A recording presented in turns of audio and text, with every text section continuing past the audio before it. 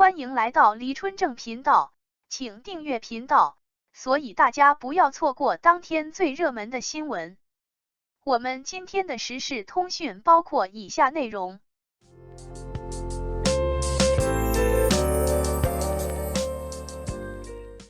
人鱼、程耳、王一博关注无力过年的人们。在无名上映后，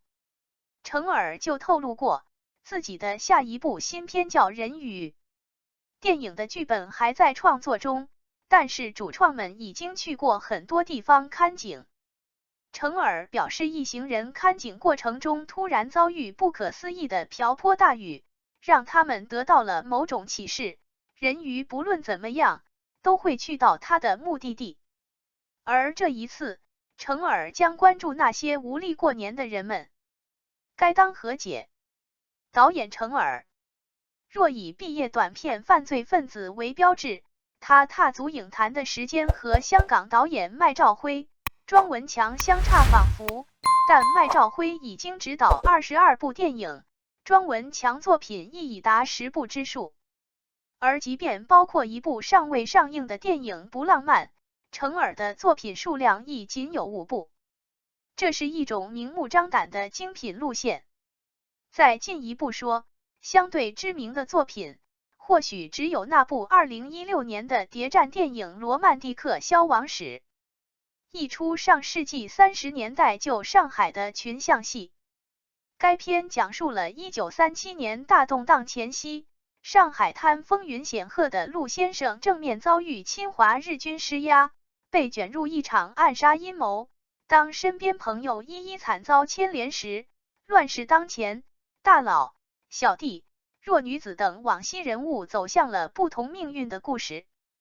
电影里面有帮派大佬、交际花、杀手、姨太太、管家、帮派小弟等各色人物，上海话和普通话交杂，也有长段的字幕，比如他中年置地考究的长衫，说着地道的上海话，跟沪上时髦的中产者一样，又是喝茶又是泡澡堂子，经年累月，再看不出日本人的样子。这种剧情、风格、运镜和字幕感觉，一眼看过去就特别王家卫。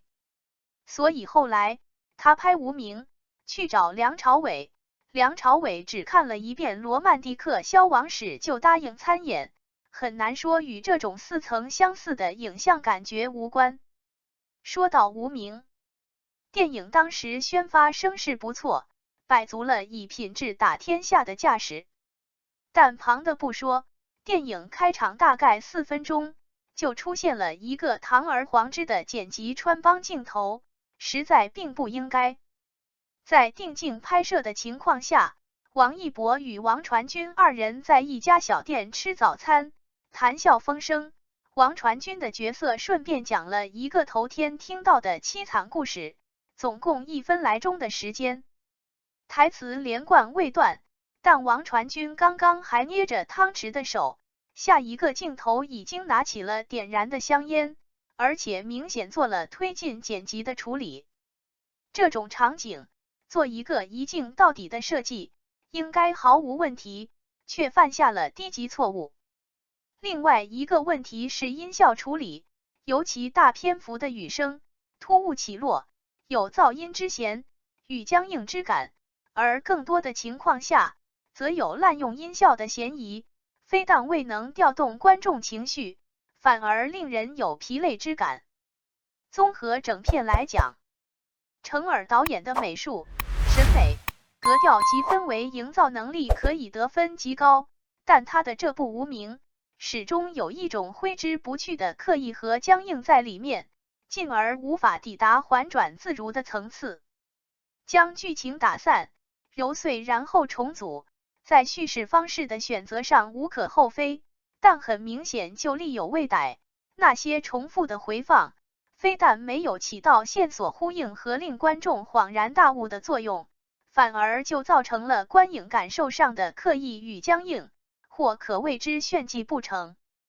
整场电影看下来，仅剩流利的日语和上海话对白，刻意的表情和身姿，以及模糊的情绪，愚者寥寥。很多剧情的设计都直若隔靴搔痒，应该要算一场失败。至于表演层面，可以眼见角色设计本身比较浅层，一面想要给观众讳莫如深的悬疑潜藏感，另一方面又追求流畅极简式的纪实表演风格，这种东西对导演和演员的要求都很高。但无论是梁朝伟还是王一博乃及周迅、王传君，其实皆停留在角色的表层，人物的狠、脏、转、变皆未由内而外地散发出来，除了故弄玄虚，就是语焉不详。比如他们的信仰是什么，有哪些激烈的内心冲突，这些东西都没有在剧情的推进和转折当中得到体现，更遑论升华。这些人物之间有暗线和明线的交织，在时代的推力下，或身不由己，或放手一搏，他们在看似偶然的时空里交错擦肩，但很可惜，未有能够激荡出本应璀璨的花火。更进一步讲，这样一部关于革命、动荡、战争和潜伏、信仰、杀戮的电影，而诸如恐惧、绝望或者不甘、不屈、信念顽强、耻辱、扭曲、热爱、尽忠报国等种种人性情绪，却在角色身上尽皆不见，或者仅仅浅尝辄止，一触即发，本身就可视作一场无可置疑的失败。当然也无需太过苛责。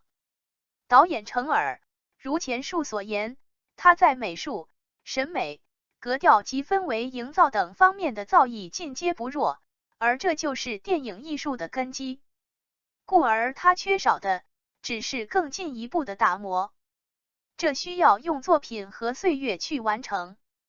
王一博则以无名开始在电影上发力，此外有一部《长空之王》，以及呆硬的热烈维和防暴队，因为足够年轻，所以路还正长，更无需多虑。于电影这个领域而言，比技术更重要的是思考和思想。就如江启的这部《人鱼》，关于那些无力过年的人们，究竟所言为何？程耳导演通过电影无名官微透露新片《人鱼》的拍摄计划，我们将拍摄名为《人鱼》的超级艺术片，将在亚洲多处取景。虽然是超级艺术片，于东先生仍将继续协助我们完成拍摄。这一次我们将关注那些无力过年的人们。从主题来讲，这必然是将目光投向底层现实的电影，但从超级艺术片的概念而论，程耳似乎仍将尝试将艺术与纪实进行融合。这当然是一个非常值得期待的方向，只是难度一如既往。若将生活喻作一个巨大的湖，那么人在其中，若鱼。这个主题或与人生的目标、宿命和感知有关，而人鱼将何往？当然是去往该往之地。感谢您观看视频。如果您觉得本时事通讯有用，请不要忘记点赞、评论和订阅。祝您生活愉快，充满活力。再见。